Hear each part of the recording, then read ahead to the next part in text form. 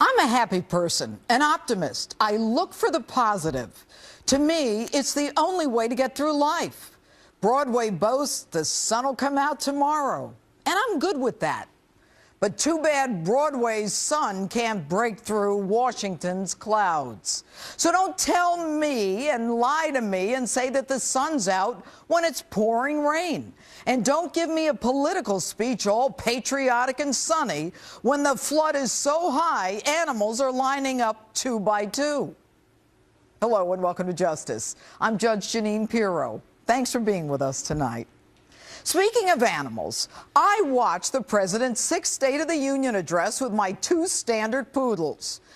I'm not quite sure who the president was talking to, but none of it rang true to the 3 of us. Right now, my 2 poodles are camped out on a dock waiting for an ark to come by. But then again, it's nothing new. And to paraphrase another Washington paragon, what difference does it make? Well, I'll tell you what difference it makes. Lies threaten your future and your children's future. Yet in an uncertain world, with an uncertain economy and an uncertain future, the president's highlight? A minimum wage increase for federal contractors only. Really? You talk minimum wage while Iran races toward a nuclear weapon, while you reverse the sanctions against Iran as people with terminal illnesses lose their health care because you lied to all of them. And you are trumpeting the minimum wage? And then you pump up the night by telling us the economy has never been better. We have more manufacturing jobs than we did in the 1990s. That we have a great job recovery, the lowest unemployment rate in 5 years, and that we, the United States, are the envy of the world. The United States is better positioned for the 21st century than any other nation on earth. Mr. President, who are you talking to? Do you think any of us believe that?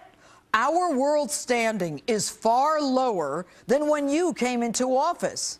The Middle East burns us in effigy. Even you can't believe yourself.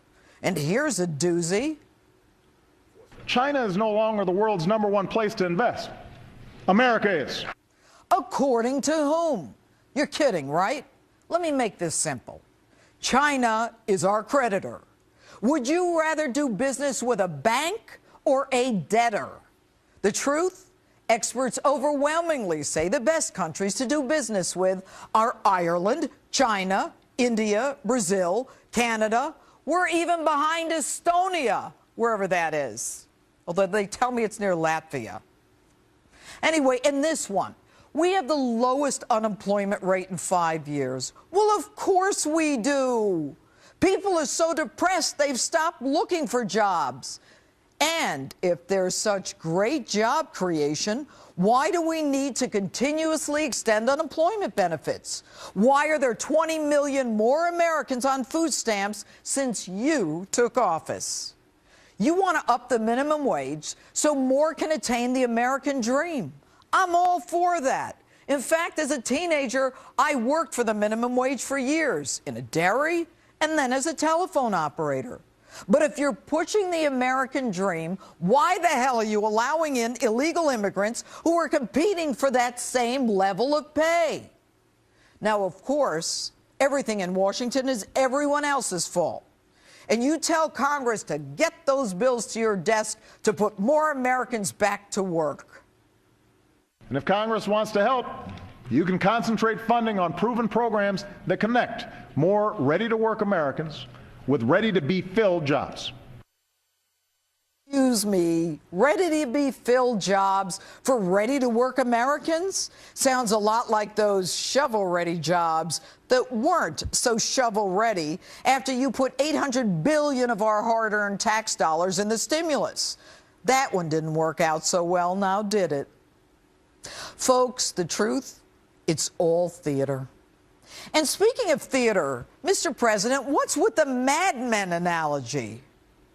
It is time to do away with workplace policies that belong in a Mad Men episode.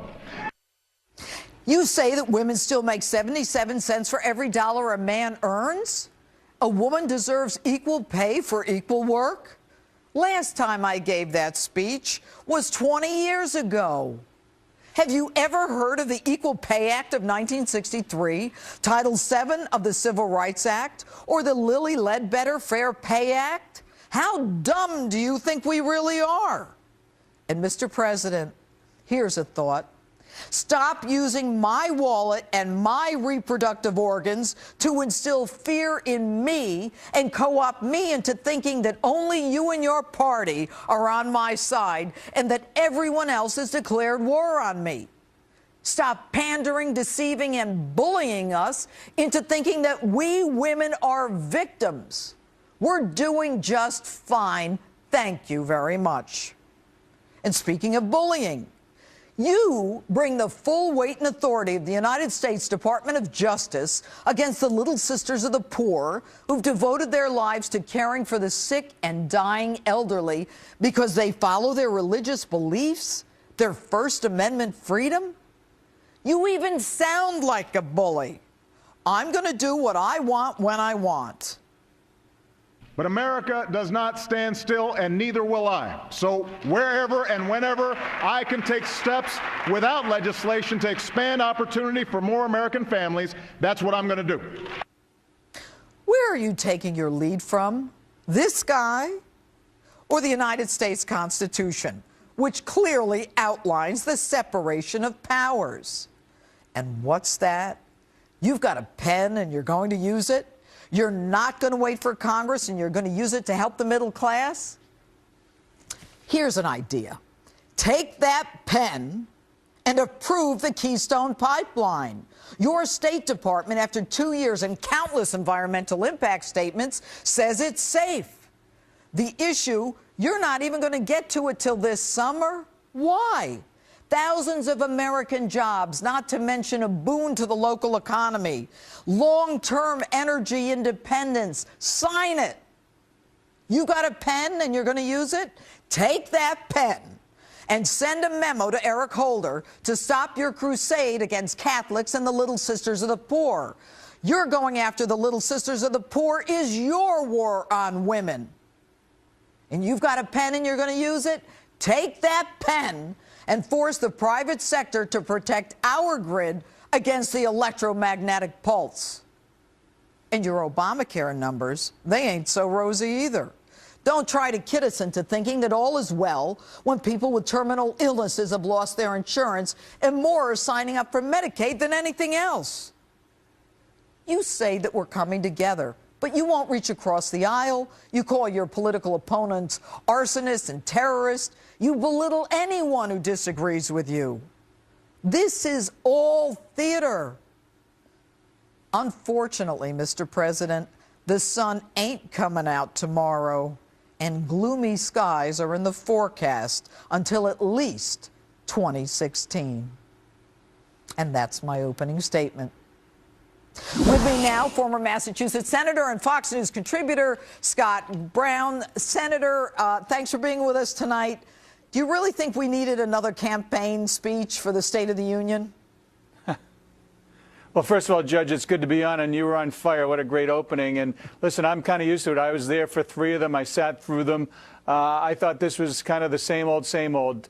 What the problem is there's a complete lack of trust between the American people in Congress and the American people and the president. And instead of being a great uniter, he's a great divider. And it's very sad, quite honestly, because this country needs somebody who's not going to pit us versus them, the have and the have-nots. Now it's people who are making a good living and creating jobs versus people who don't, through the concept of now income inequality. How about job creation? How about job opportunity? How about remembering that we live in the greatest country in the world, Senator, and we you know need what? people to create jobs? You were in Congress during the Keystone Pipeline thing. Now his own State Department says, you know, it's not going to have the negative environmental impact that people were saying. And he's saying, well, maybe I'll get to it this summer. If he's really serious about jobs, wouldn't he take that pen he's talking about? Of course. Listen, everybody knows the Keystone Pipeline, that's a no-brainer. It's good for union and non-union jobs. Right. It's good to get more oil on the world market to keep prices stable while we develop other alternatives, wind, solar, nuclear, hydro, geothermal, fixing the grid, as you referenced, to make sure that it's there for generations to come. There's so much that the president could do with Congress if he reached out and tried to deal with Congress in a professional, responsible, thoughtful manner, but he doesn't. He's a divider, and it's frustrating for folks. Well, he's a divider, and I think the problem is that because of the way the country is right now, I think people are starting to recognize it.